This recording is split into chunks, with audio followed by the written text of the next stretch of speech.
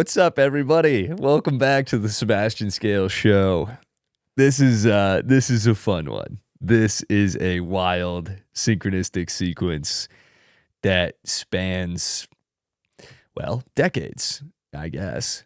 So hope you're doing great, by the way. Thanks for tuning back in. About a year ago, I got reached out to by someone from the Children's Advocacy Centers of Illinois about a conference that happens every year.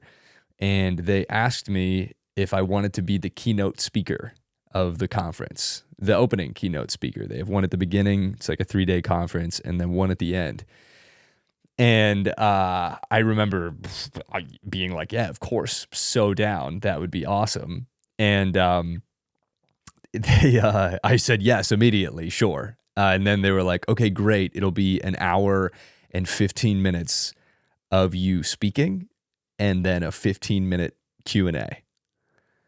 And I was like, oh, wow, dude, that is so much longer than I've ever been on stage for. But just like we talked about in the episode about doing that long stand-up set and what song was it? Jason Mraz. Oh, The Remedy. Just like that sequence, maybe this opportunity is here because I'm ready for it and not because I need to shut it down out of fear, like stepping into that space of this is happening to you because you're ready. And it's new and it's unfamiliar, and that's why your brain tries to battle you into not doing it. But no matter what your brain says, you don't have to listen to it. You actually never have to listen to your brain if you don't want to, which is so important if you have a brain like mine tends to be sometimes. That's just, here's everything that could possibly go wrong with everyone that you've ever met in your entire life. And it's important to remember that you don't always have to take everything your brain thinks as a fact. And it feels so good to just think of, as I'm moving into this experience, being like, oh yeah, this is happening because I'm ready for it. Immediately transforms the entire sequence of preparation and leading up to it. I remember feeling like, oh man, I could do this right now. That Remedy set was the longest set I'd ever done, which was 30 minutes. And even that seemed wild at the time. So this speech was going to be 2.5 times that. But I don't know, in that space of belief that I am ready, even if I haven't done something like this before, it's like, okay, well, this is going to be great. It's not going to be like fine. It's not going to be bad. It's going to be great. And I think as you maintain that headspace, solutions appear that may not have popped up or you may not have seen in the space of this is bad. This is not going to work out. I'm not ready. Feels like vibrationally, you just continue to see more of what it is that you believe reality to be. If you have the lens of I am not ready, you will continue to see evidence of reasons that support that belief. And this whole sequence just totally confirmed that for me because, literally, I think I found out about this 11 months ago and I didn't even really start prepping until like a few weeks before. And I think that's just because I knew, it's gonna be fine. It's gonna be awesome. So when I did start prepping, I started to realize I have never talked about the molestation or anything really on stage in a non-comedic way, like a strictly stand-up platform type of performance. And I was realizing there is going to be so much stuff in this speech that does not elicit laughter. I think elicit is the right word. It does not evoke laughter. There's lots of unfunny stuff that's going to happen in this speech.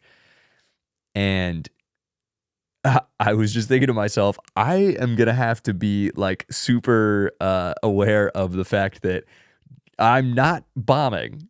Just because people aren't laughing does not mean I'm bombing. Because normally in a stand-up format, you're only like really appropriate, not appropriate, but like the only gauge of like how things are going is whether or not people are laughing. That's sort of like the only response that you're really going for. So I was thinking to myself, like, oh man, this could be long extended periods of not having laughter, which could have been scary and uncomfortable and whatever. But again, through this lens of this is going to be great. I don't even have to know why yet, but I know it's going to be great because, well, you don't even have to explain it because I've done this enough now to know that I prefer to go through life with the lens of things are working out because it feels better and more fun things happen. So I kept that belief operating system, and then it was like immediately, like as my brain, even as my brain would, through the momentum of the past and habit patterns of the mind, pop up different things that could be bad, like what if it feels like I'm bombing?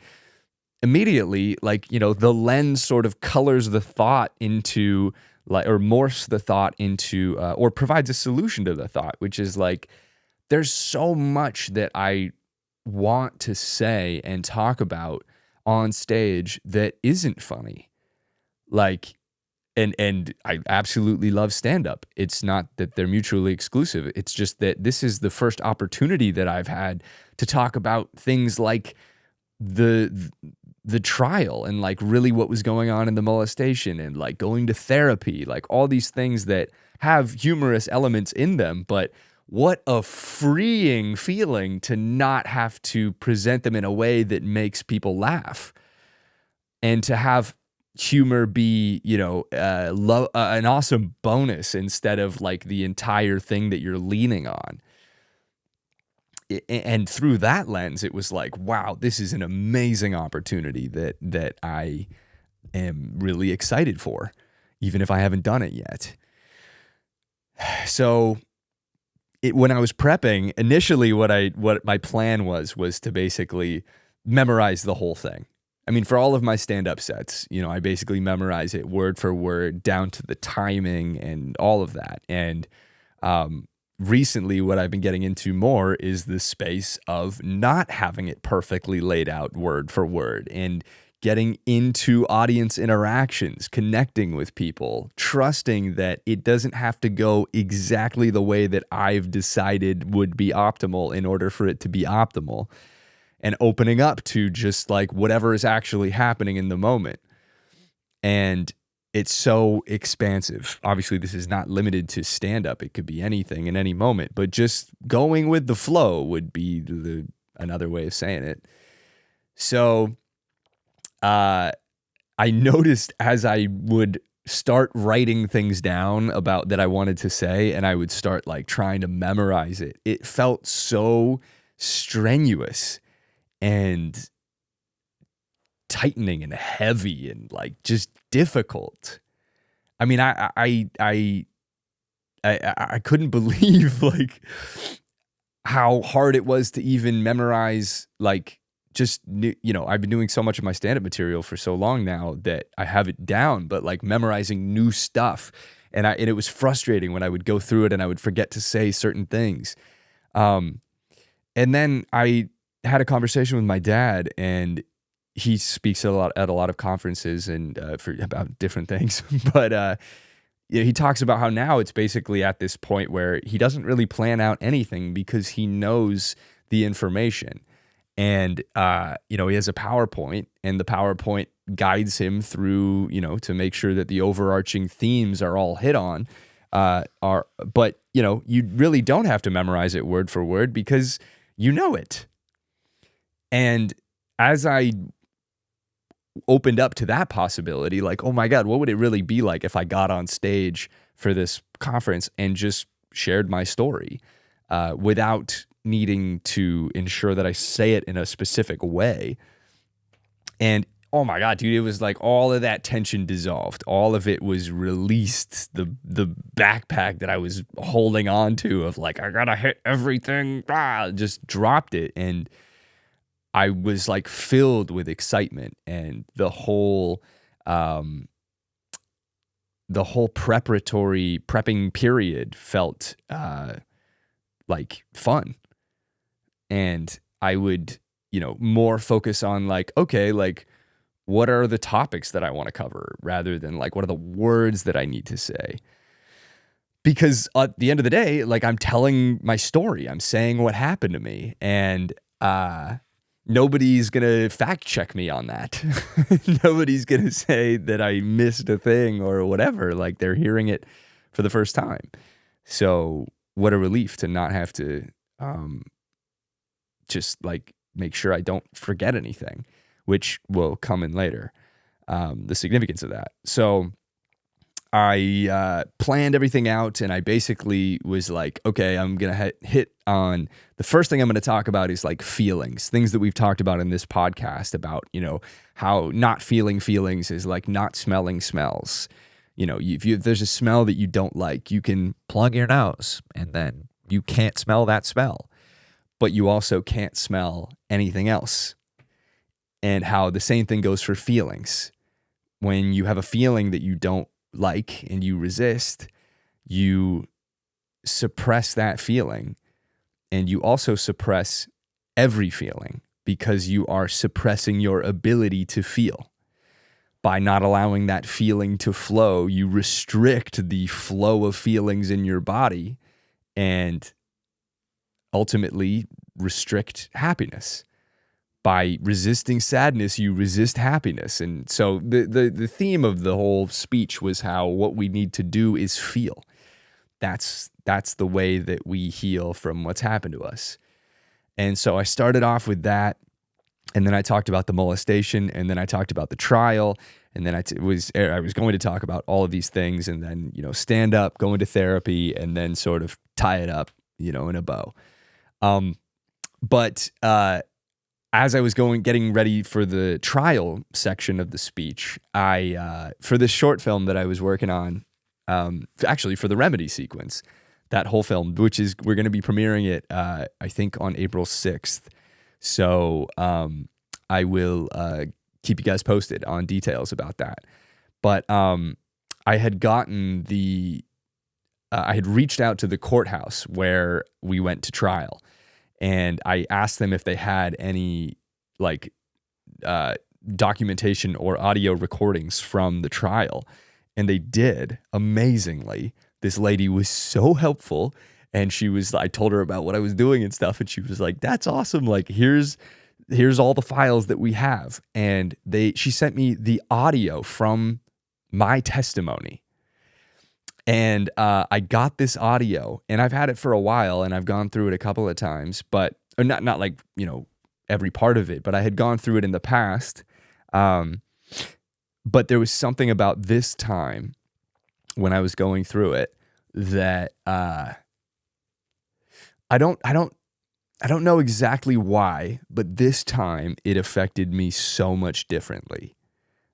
Like I was listening to the defense attorney asking me questions, and like he asked me, for every molestation instance, which this went on over a period of 2 years, so there's a lot of them, and for every one I would have to answer, he would ask me what was the date, what time was it in the morning. Like, it would always happen, I would wake up, and my friend's dad I call him Jim, would be molesting me. And I would, wake up, and he would ask me, so like, how long had you been sleeping for? It's like, dude, I don't know. What do you mean? They have apps for that now, because nobody has any idea when they wake up how long they've been sleeping for. And then he would ask me, how long did each molestation instance go on for? And like, at one point he asked me, he was like, we established that I would roll over and that would get Jim to stop. And so there's a point where the defense attorney asks me, so one night you saw Jim coming into the room, and you didn't roll over. when you saw him coming into the room. And I was like, no, because he hadn't touched my penis yet. And then the defense attorney goes, oh, okay, well, let me go back for a second. You're a good student, right? And I go, yeah. And he goes, you get like A's and B's, 3s and 4s was the grading system at the time because I was in 5th grade or whatever. And I'm like, yeah. And he goes, so you're a good student, so you must have known that Jim was coming into the room to molest you, right? And I was like, yeah. And he was like, but you didn't roll over. And I was like, no, because he hadn't touched me yet. And the defense attorney just goes,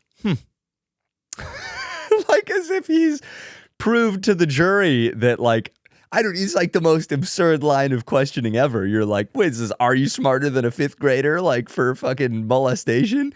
Absolutely insane line of questioning that also doesn't even prove anything. Like he's trying to be like, you were smart, but you didn't do that. That's interesting. As if, what does that even conclude? Like, regardless of when I rolled over, it's molestation. And regardless of whether or not I get good grades or not, it's molestation. But he frames it in such an insane way to be like, it also doesn't even make sense. I'm saying as my 11-year-old self, like he had not touched me yet, so I didn't roll over. If I rolled over beforehand, I would have to roll over again because rolling over beforehand wouldn't do anything. He's not touching me yet. But there were like instance after instance, like of this absurd questioning that I had to go through.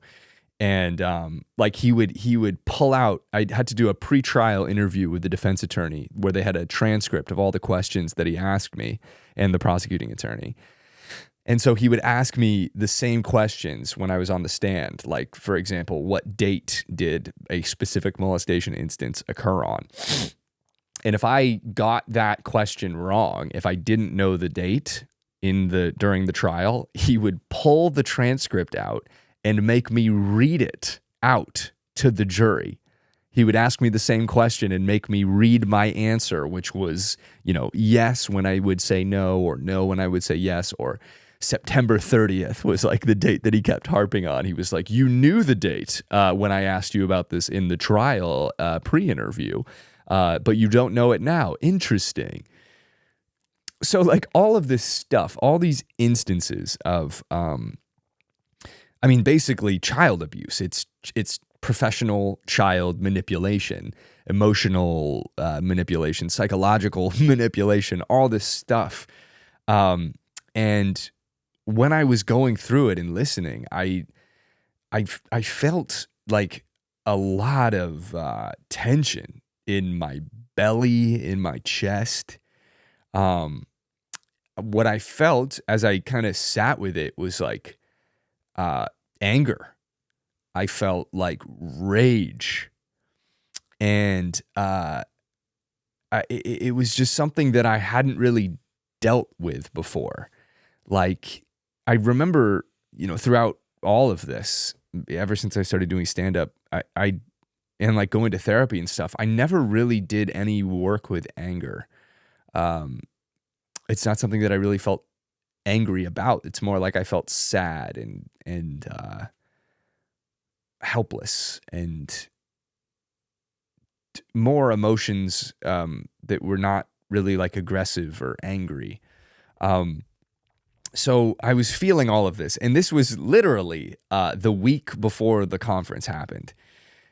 And so on that weekend before the conference, so I guess 2 weekends before the also, by the way, it's so funny now, like after listening to the trial audio and being like, oh dude, this is so much of why I'm paranoid about different things, like what I over explain myself when it comes to just explanations of things, and almost in anticipation of questioning, in anticipation of being criticized and ridiculed and shamed publicly for getting things wrong. My brain has developed these tendencies to hyper overthink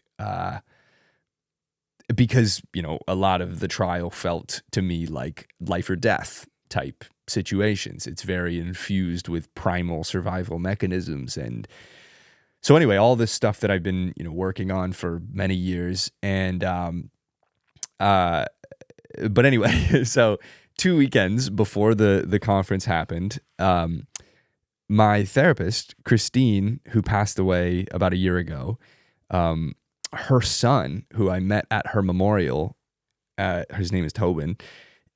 Tobin was coming to LA, and he was with his partner, and they texted me, and we were planning on hanging out. We all totally hit it off at the memorial, and so they came to town, and we went on this big hike over the weekend, and I was talking to them about all this stuff, and it was really awesome and helpful, and it was so cool because Tobin, a lot of the stuff that I went on to talk about in the conference was about doing EMDR and working with Christine and all these things that I hadn't talked to him about yet. So after the hike, when the next day I was going through the transcript, the audio of the trial, and that's when I started feeling all of this rage. And so the next day, they were leaving, and I took them to the airport, and I told Tobin about what had been happening with this rage feeling and stuff. And he asked me if his mom, Christine, had ever done any sort of rage release work with me. And I told him the same thing about no, we never really did. She asked me that stuff, and she said, when we were doing EMDR, you can do anything that you want to the guy who molested you. There's no shame. There's no problems. You behave in whatever way you want to behave to get all of these emotions out. And I didn't feel any anger towards him at all. I just wanted it to stop. But this trial sequence just affected me so differently. And so I told him no, and he ended up telling me that what he did with his mom and what his mom would recommend in these situations is that you do things to get the energy out, including hitting pillows, screaming into pillows, and jumping jacks. Those are the 3 things that he recommended. And so I dropped them off at the airport, and then I went home and started going through the transcript again, and it was even more rage. It was every question that I heard from the defense attorney, I felt so much anger, and so I started doing this stuff. I was I remember going out to the beach, and also I felt frustrated. I felt frustrated that I was feeling all of this despite all the healing that I've done. I was sort of almost upset with myself for still having these feelings come up. And so I went out to the beach, and I was doing jumping jacks on the beach, and I was listening to angsty teenage music and just dancing super hard and just kind of moving the energy around. And then I remember getting back, and I took a pillow, and I just started wailing on it. And I remember while I was punching the pillow, realizing that I've never thrown a punch before. It's I'm 28 years old, and I mean, fortunately, I'm lucky to not have, but it was so interesting doing this motion, just 2-hand, hammer fisting the pillow, and then regular punches, and just realizing oh my God, I haven't even done this act before. I haven't moved my body in this way before. And it felt really, really good. And I would throw punches until I exhausted myself, and then I would take the pillow and scream into it. And I remember at one point imagining the defense attorney's face on the pillow. And as I was punching it, I was kind of that actually doesn't do it for me, because I'm mad at him, but I think really this is just about, I just want to get this out. I don't want to take it out on anyone. I just want to release this. And then I went back to just sort of feeling the emotions and then whacking the pillow. And then and then I also mixed in more jumping jacks. It was just this wild, workout circuit of rage release. And after a while, it was like I ran out of energy, and it felt amazing. And I sat down after that, and I remember sort of thinking about the speech and how, you know, the underlying theme of it is that like every emotion is good because it deepens your capacity to feel. So in the same way that resisting anger and sadness, or just whatever emotion you define as negative or that you want to resist, resisting any emotion is resisting the emotions that you love and want to feel.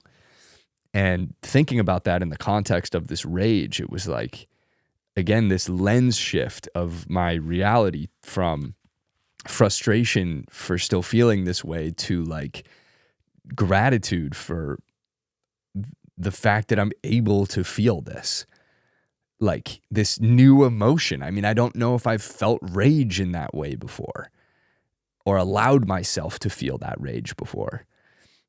And sort of recognizing that like, oh, this is, dude, this is literally deepening my ability to feel happiness. This is expanding my ability to feel as a human and thus, you know, feeling more. And that lens shift alone made the entire experience shift. It was just in a second, you know, all of that resistance to like, why am I still you know, hurting, just shifted to what a brilliant opportunity this is. And think of how good things are already and just how much better they're going to continue to get. How much more I'm going to be able to feel. And also like it just instantly changed my experience with the feelings that I was having. Like unresisted emotion is an entirely different experience than resisting emotion. Whatever the emotion is that you're resisting. Like if you have sadness and you're fighting it and you have all of that tension and it's storing in your body because you don't want to feel this heaviness, that is like sadness combined with all of this, you know, hodgepodge of egoic resistance. And if all of that resistance is gone and what you have is sadness, just sort of pure sadness, that experience of feeling that sadness is it's like magical. It's like every feeling, you know, it's like, wow, this is what is happening in my experience right now as a human being. I'm experiencing the feeling of sadness, and it doesn't even really feel bad. It's like it doesn't even feel like negative at all. If you drop the thoughts and the lens that so many of us have had on for all of our lives, or most of our lives, that tells us that sadness is bad and weak and vulnerable, and if you change your perception of the feelings that you're having, the experience of having those feelings changes. And that's totally what happened. It felt like, oh man, dude, this rage is a gift. And I'm so glad to be at a point where I can allow it and have an outlet for it that totally worked for me. And dude, the timing of Tobin and his partner showing up, like, I mean, I haven't seen Tobin since the memorial, like 10 months ago. May 11th, 2023 at 4:10 p.m. Like literally that for so long there was, and on some level, hopefully less than ever, but it was like my body is like anticipating people doing the type of stuff that the defense attorney did. And one part of this too is how, like, when you resist an emotion, it stores in your body and it doesn't leave your body until you allow yourself to feel it. Feeling is the avenue through which your body processes these emotions. And if you restrict that processing, you don't allow them to be released and they stay in your body, which is basically like the feeling that originated at some point in the past is like it's like your body is this backpack that you're carrying around. All these instances of moments that happened that you didn't want to feel, so you resisted them, and then they stored in your body. It's like you're carrying around the past in the form of resisted emotion. And so feeling that rage that I didn't even know was dormant in me, and the gift of the audio from the trial. I mean, what an opportunity. Triggering is so negatively viewed in our society, and yet triggering is like the ultimate gift from you to you, sometimes from others to you.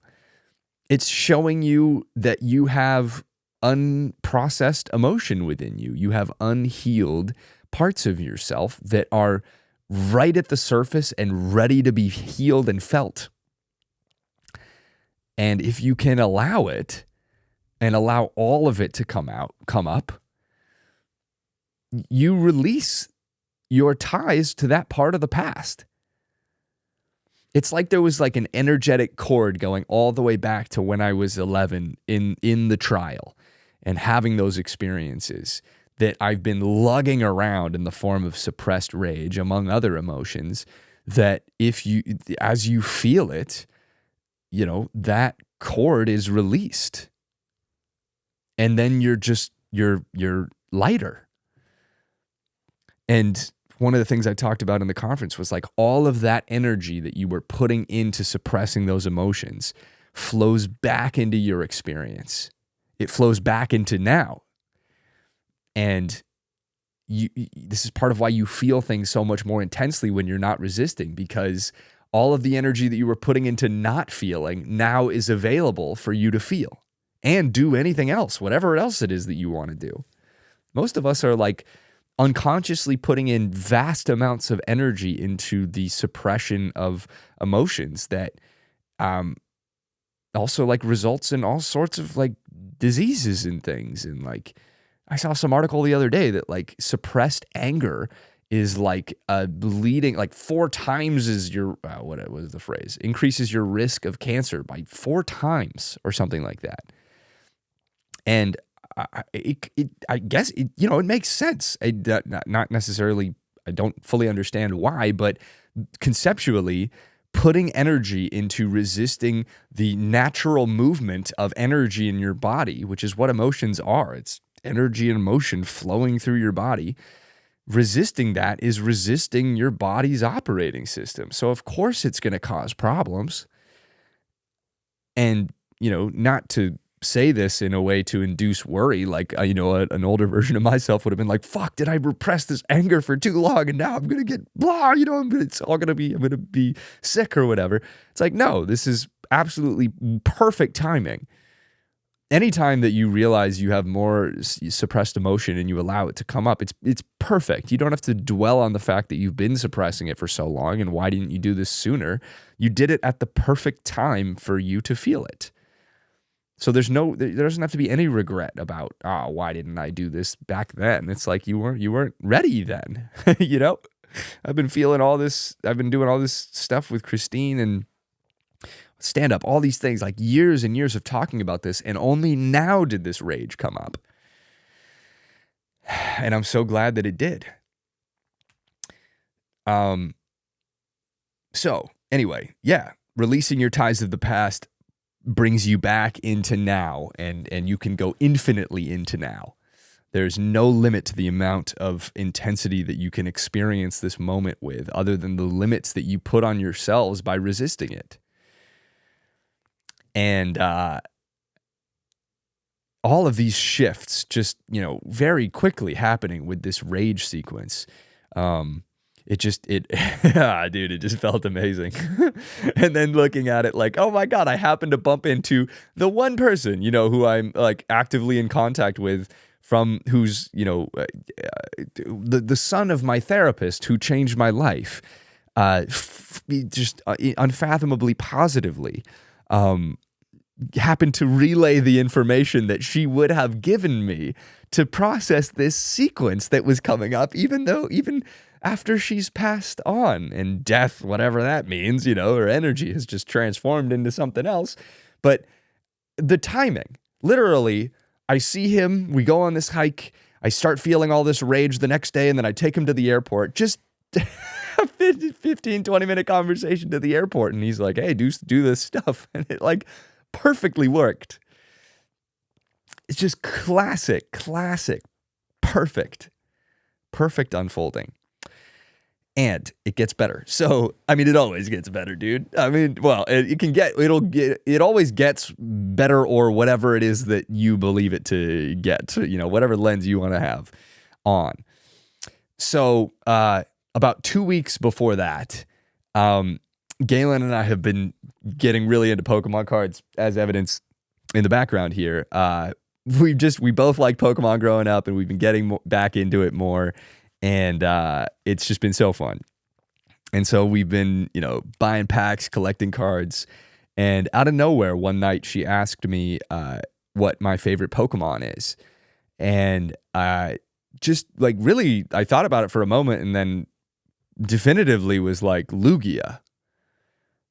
Which, for those of you that don't know, Lugia is like, he's the beast of the sea. He's like the protector of the elements. And in the second Pokemon movie, Pokemon 2000, he is the Lugia. He speaks English, and he's got this awesome voice. And after I told her Lugia, I started looking up clips of the movie Pokemon 2000, and I started feeling emotional just like hearing Lugia speak. And this was right around the time of when I was a kid and going through all of this stuff. And so I think it was just putting me back in that sort of headspace and remembering these feelings that I had watching this movie that I hadn't felt in forever. And I got a bit emotional, and immediately I went on eBay and ordered a Japanese Lugia, the first Lugia card that came out. And I also ordered, we were looking through all the different Lugias, and there was a custom Lugia card. Not a real Pokemon card, but just designed by an artist that likes Lugia. And it was just so sick. It was like this awesome, card. So Lugia was also a Cormorant, which I don't even know if I put that episode out yet, but I will put it out. Anyway, I ordered that card too, the custom card. And so the Japanese Lugia came very quickly. I have it here. The Japanese Lugia came like a few days later. I'll pop it up on the screen if you can't see it. But came a few days later, and it's so sick. Absolutely love this card. And then Galen came over that night, like about probably an hour after I had this huge rage release. And she, when she was over, I was telling her all about this sequence, and I talked to my mom right before Galen got there, and we were talking about lots of different other stuff, and then she was like, "So how are other things going?" And I was like, "Good. I just had this major rage release, but Galen just got here. I need to let her in. I'll call you back another time." So Galen comes in. We're talking about this stuff, and then I get a notification from my email from eBay saying that the Lugia has been delivered, and I got it. I went and got it, and it's this absolutely incredibly beautiful card. I'll pop it up on the screen again. And as we're talking through all of this stuff, I was talking to Galen about the rage, and then I was like, oh, I need to call my mom back. Like, I should include her in this because we were just talking about this. So I've got my mom on FaceTime, and Galen's there.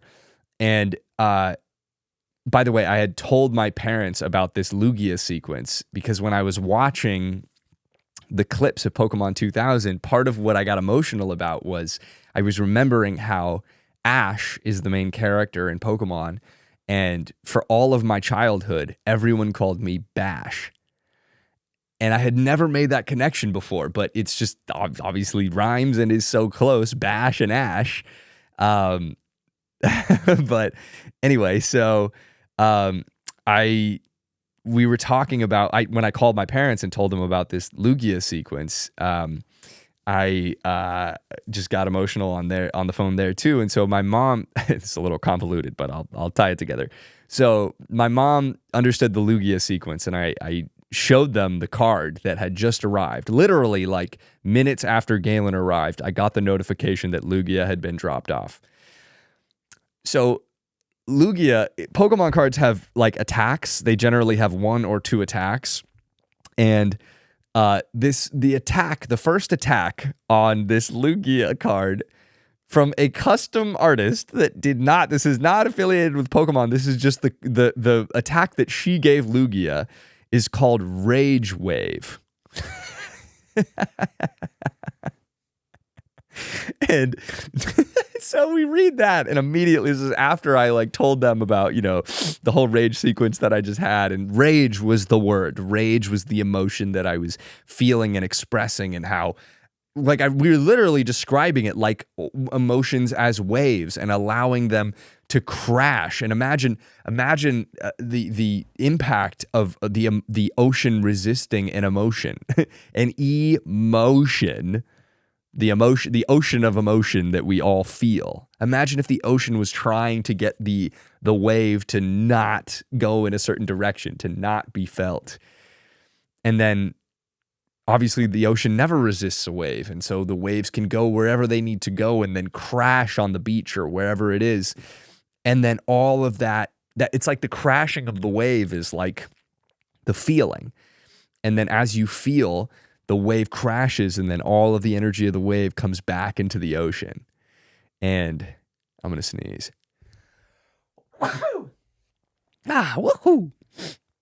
So right away, it was like the timing of this Lugia being delivered, like literally moments after this whole rage sequence, as I'm talking to my mom and Galen, who both know the Lugia sequence, and we see this, and it's like, again, it's just like this immediate confirmation that this is like, you're on the right track. And then, dude, we were reading more of it. And then, so his first attack is Rage Wave. Its second attack is called Deep Dive.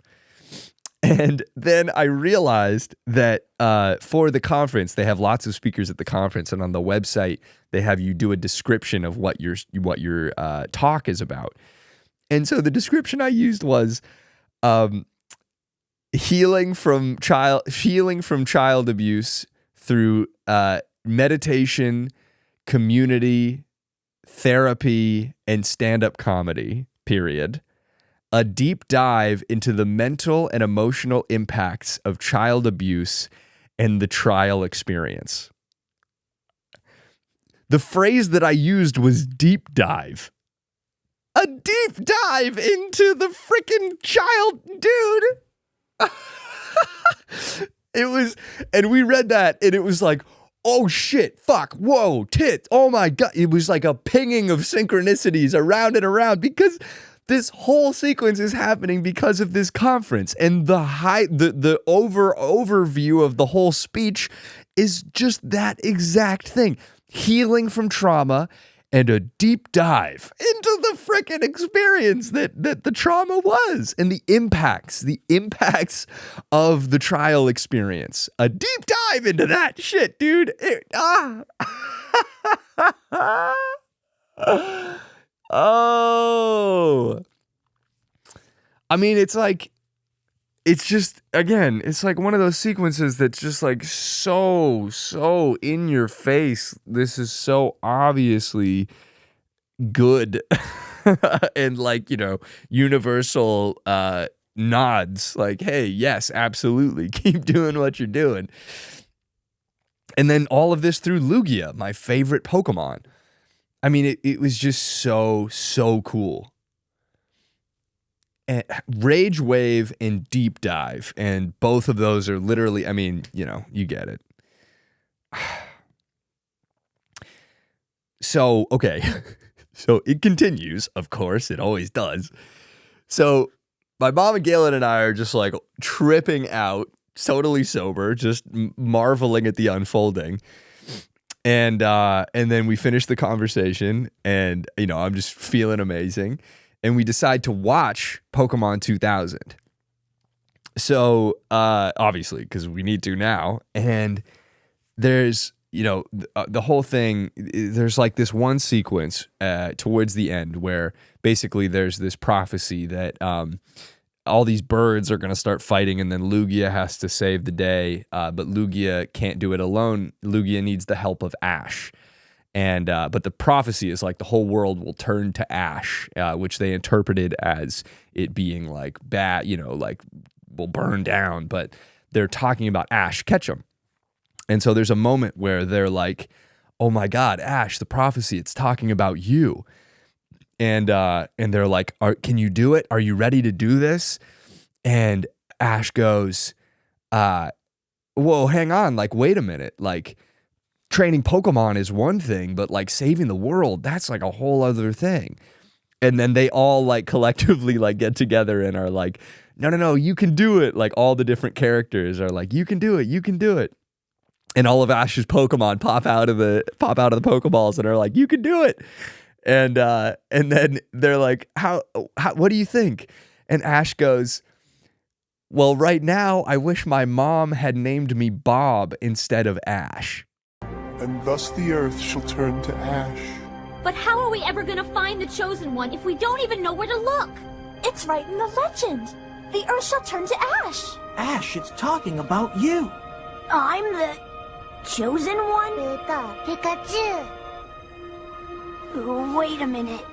Training Pokemon's tough enough, but saving the world is way too hard. I know it doesn't sound easy, Ash. But you're the only one who matches the legend perfectly. What do you say? Well, right now I wish my mom had named me Bob instead of Ash. So, for those of you that don't know, my dad's name is Bob. And my grandpa's name was Bob. And my great-grandpa's name was Bob. I come from a line of Bobs. And Ash Ketchum says that. Right now, I wish my mom had named me Bob instead of Ash. And I'm like, immediately, like at this point, Galen had like, we sleep with mouth tape on. By the way, highly recommend it. Really helps with sleep and getting quality sleep. But we were both sleeping with mouth tape on, and she had turned over at this point and was just listening.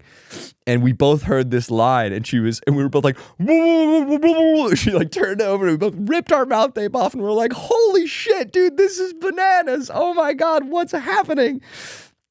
Because literally, my mom was the reason that I was not named Bob. Because, and I don't, my dad, I don't think was super keen on doing it, on naming me Bob, but that was in consideration. And my mom was the one who was really advocating for like, okay, we should name him something different. And they ended up naming, my middle name is Robert, which is, so all my dad, grandpa, etc., they're all named Robert Scales. And so I got the middle name of Robert, but my first name was Sebastian. Sebastian Robert Scales. And frickin' Ash Ketchum, dude, he says that. Of all the names. What? And dude, the other thing, it's like, if you combined Bob and Ash, you get Bash. Dude. Which is like, just again, so universally in your face, dude. Right on cue, right on track. Keep going. It was just so epic. Why did they say Bob? I mean, it's like a common name, I guess, but like, and just the fact that it was his mom. He's referring to, I wish my mom had named me Bob. It was just that, I mean, intense resonance, dude. Deep, freaking, and this all ties into all of the feeling stuff that we're talking about like you can feel the synchronicities more and more deeply, more intensely as you allow yourself to feel whatever it is that you're feeling.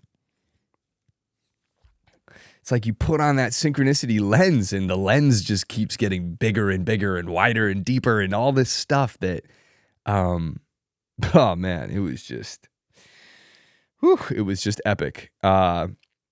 So that happened. And, also I got like super emotional when all of that was happening, in part because it was like I was, one, feeling this resonation that I had with Ash Ketchum when I was a kid, but also just seeing how this is all connected.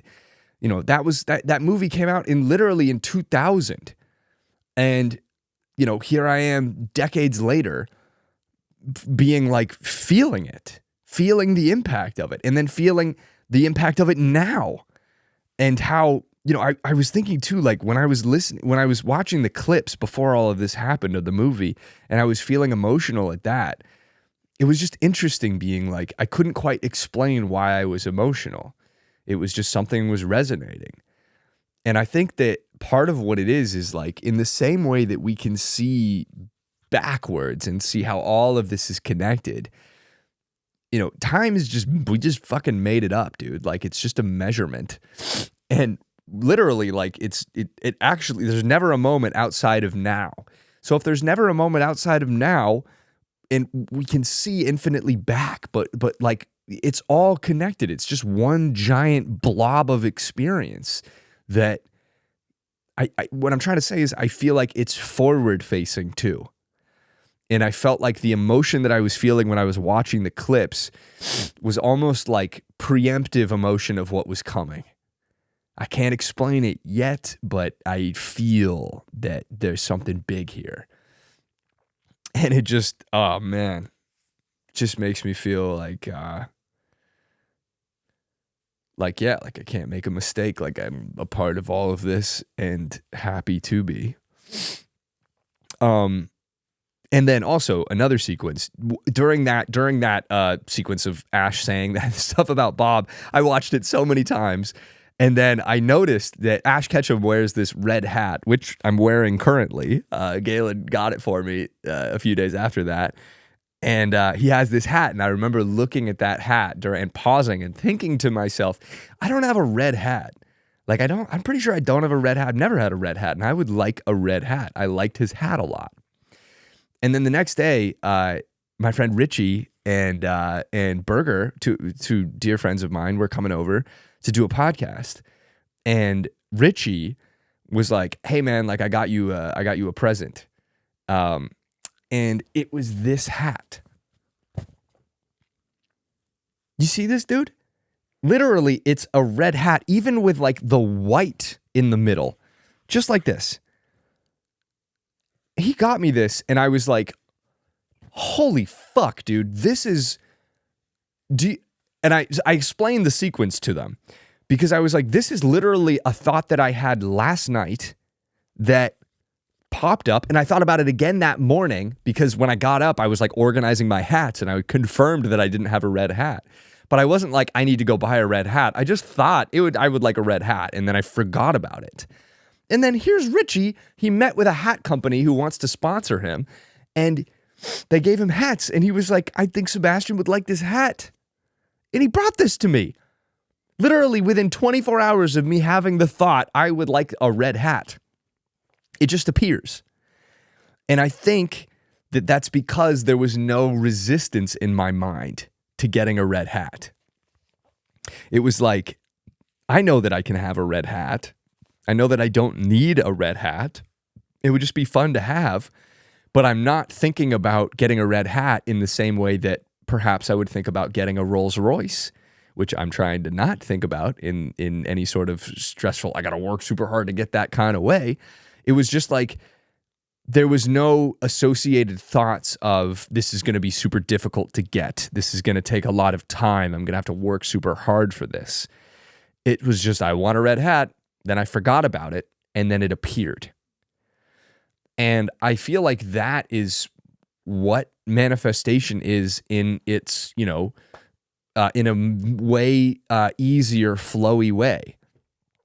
It's like rather than wanting a red hat and then attaching to the way that I think that the red hat should come into my experience, I just thought about it, wanted it, and then let go of it completely. I wasn't at all in the vibration of needing it or stressing about it. It was just the vibration of ease, and I'm totally content without it. Wanting is defining yourself as not having. So if you want a red hat, you are not in the vibration of having it. If you have the red hat, your vibration is completely different than when you wanted it. So it feels like all you have to do is just, that's what, like with all this manifestation stuff, when people say like, make your desire known to the universe and then let it go. Because letting go allows you to exist in the vibration of being enough, which is what you need to be in the vibration of in order to have what it is that you would like. But if you stay in the space of just wanting, and I really want this and I don't, I'm defining myself as not having it, so it can't get to you. So you just want and let go of any attachments to how this should happen, including like grinding, of course I could have ordered it a red hat on Amazon, but by not insisting on how this manifestation comes to pass, I allow the universe to work in ways that are more effortless than I can even begin to imagine. Like Richie was the first person that I saw that day, and he's like, "Here, have a red hat." It's like, dude.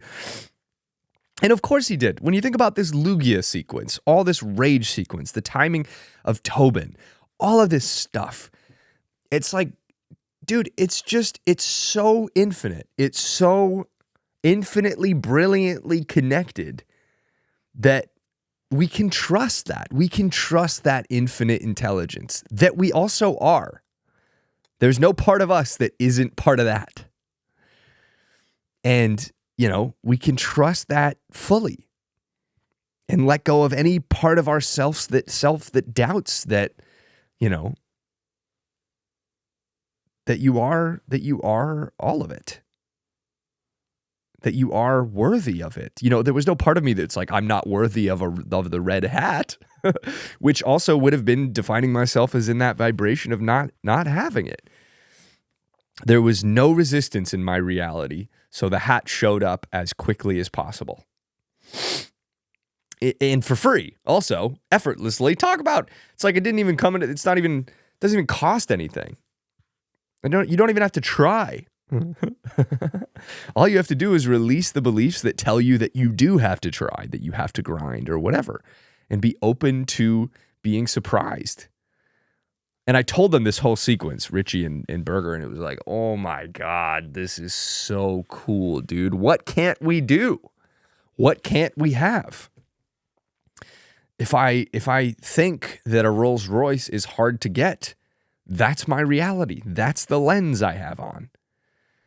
And if I say I want a Rolls Royce, a purple Rolls Royce Phantom, which is what I want, but don't need, and as best as possible, releasing any resistance to the difficulty of receiving that, who's to say that isn't going to show up in my experience in ways that are easier than I can imagine? It's just so fun, dude, all of this. Oh, man. So let's see. That was like recently. Okay, let me see where I'm at here. Okay, literally exactly an hour. That's awesome. So I guess we can just roll right into the next stuff then. So basically the sequence of preparing for the conference after that whole rage sequence was just so fun and effortless, dude. It was so easy because I wasn't putting any of these conceptual burdens on myself. I didn't need to memorize it. I knew that I was going to be okay. I was even realizing I can talk about this rage sequence in the speech. you know, I didn't have time to probably get into all the Pokemon card synchronicities, but just talking about how this is an ongoing process. You know, I didn't want to present it as like, hey, I'm all good forever now, guys, because things are always happening in our reality that we need to feel and need to heal from.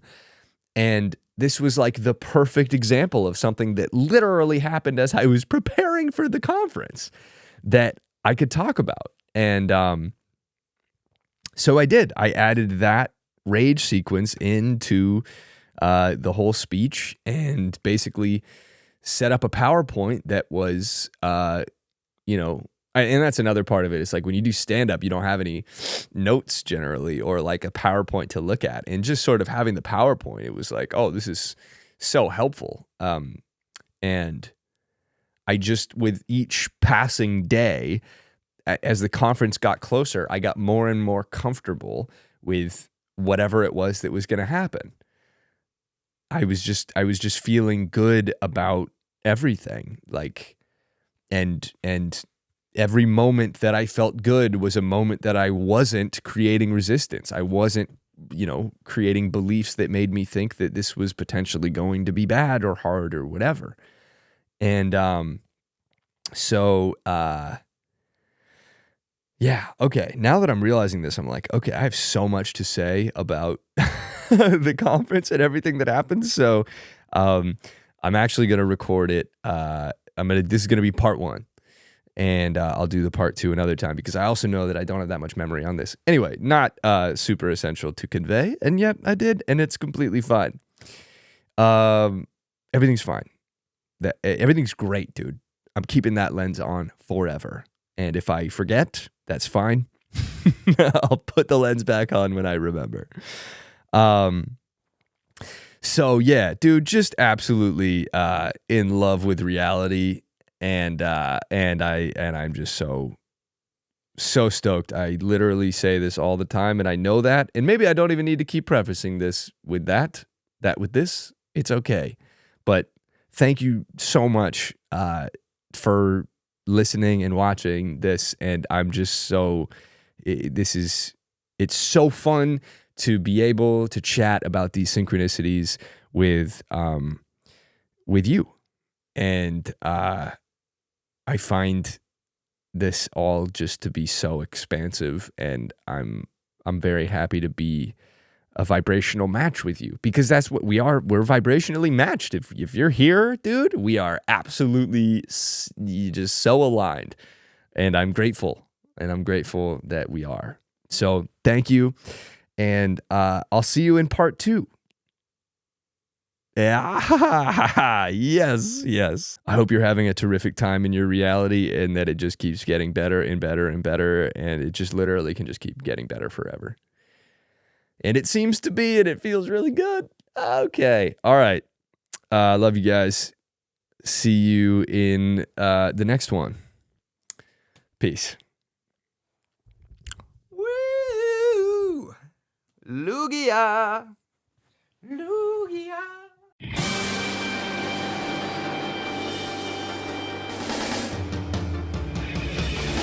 I wanna be the very best, like no one ever was. To catch them is my real test, to train them is my